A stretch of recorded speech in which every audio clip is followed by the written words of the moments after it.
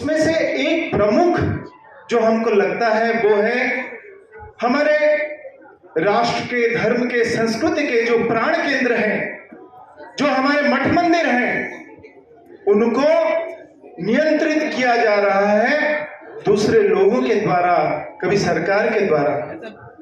ये एक बहुत गंभीर विषय है, क्योंकि किसी को अगर पूर्ण तरीके से नष्ट करना हो तो उसको पहले समय में जो बड़े लोग होते थे, अत्याचारी लोग होते थे, तो उनके घरों को जला दिया करते थे।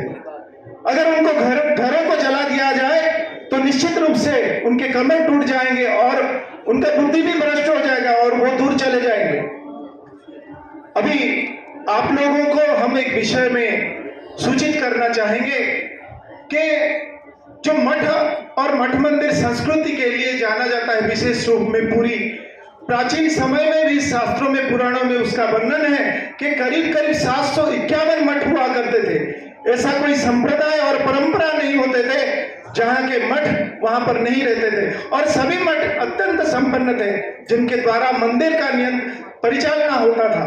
अभी कुछ दिन पहले पूज्य जितेंद्रानंद जी भी आए थे, इसी विषय को लेके हम लोग पूरे जो उड़ीसा प्रांत के संत हैं इस विषय में चर्चा कर रहे थे। सभी प्रकार से हम लोगों ने प्रयत्न किया और सभी जितने हमारे सरकार को भी आवेदन किया, लोगों को भी जागृत करने का प्रयास किया, लेकिन जब ये कुछ विशेष फलित होने जैसा नहीं दिखा तो हम लोगों ने निश्चय किया और सभी संत मिलकर रणोंकार दिए और सरकार को एक दिन सूचित किए कि इस दिन के अंदर अगर अपने भावनाओं को निश्चित ना करें, हम लोगों को नहीं बताए, आप लोगों को जान के अत्यंत दुख होगा। मठ मंदिरों की संपत्ति तो छोड़िए, यहाँ तक कि पुरी में मठ मंदिर के जो मूल विजय स्थली है, जहाँ पर हमारे ठाकुर जी विराजित हैं, जो हमारा प्राण केंद्र है, उनको भी सरकार के द्वारा नियंत्रित किया जा रहा था। और जब सरकार को इस बात को एक विशेष स्वरूप में प्रतिष्ठित किया गया, उनको समझाया गया, आप लोगों को जानकर अत्यंत हर्ष होगा कि सरकार ने इस विषय की गंभीरता को समझा है। और अभी के जो उड़ीसा सरकार है उन्होंने प्रतिश्रुति दिया और खूब जल्दी, बहुत जल्दी इसका समाधान निकलेगा। और उन्होंने डिक्लेयर किया प्रेस कॉन्फ्रेंस करके कि मठ मंदिर के जो मूल विजय स्थली है उसको पूर्ण रूप से मठों के नाम पर किया जाएगा और बहुत जल्दी ये होने वाला है। तो ये सब आप लोगों का आशीर्वाद है और आप लोगों की संकल्प शक्ति है, जिस कारण ये आज हम यहाँ खड़े होकर कह पा रहे हैं इस विषय को। और दूसरा विषय है, अभी इसी विषय को कुछ देर पहले बता रहे थे कि अभी हम लोग चर्चा कर रहे हैं कि कब हमारे मठ मंदिर मुक्त होंगे। आप एक विषय मन में आ रहा है कि इसके ऊपर चर्चाएं हो रही हैं। अब कब से इस विषय पर चर्चाएं हो रही है? आज देखिए कितने सालों से जो लोग इस विषय पर चर्चा कर रहे हैं, हम अपने बचपन से जब भी सुन रहे हैं तो इस विषय में चर्चा हो रहा है।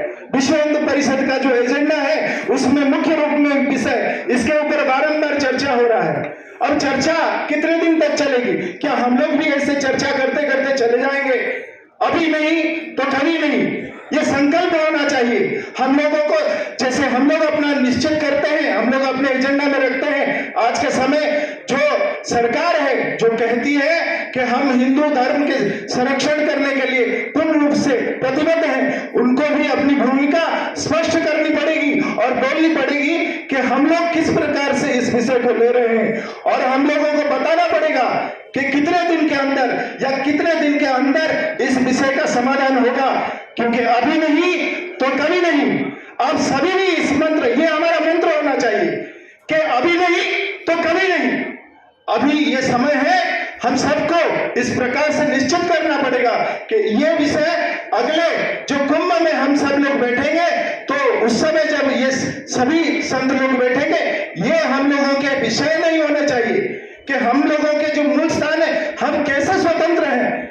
ये स्वतंत्रता, ये संस्कृति, ये धर्म, ये प्राण, ये सबके जो केंद्र है वो पराधीन की अवस्था में है और हम सब अपने आप को स्वतंत्र कह रहे हैं। हम बोल रहे हैं कि हम जागृत हो गए हैं, हम बोल रहे हैं कि हिंदू धर्म को प्रेम करने वाला सरकार अभी है। 15 साल हो गए और कितने दिन तक इंतजार करना पड़ेगा? पड़ेगा। अगर हम बोल रहे हैं कि उचित समय पर इसका समाधान होगा, वो उचित समय कब आने वाला है ये निश्चय करना पड़ेगा। अगर सरकार निश्चित नहीं करेगी तो हम सबको बैठकर निश्चित करना पड़ेगा कि हम लोगों का विचार और हम लोगों का अधिकार कैसे हम लोगों को लेना है, उसके लिए हमारी जो भूमिका रहेगी हम लोगों को वो निश्चित करना पड़ेगा। बोले भारत माता की।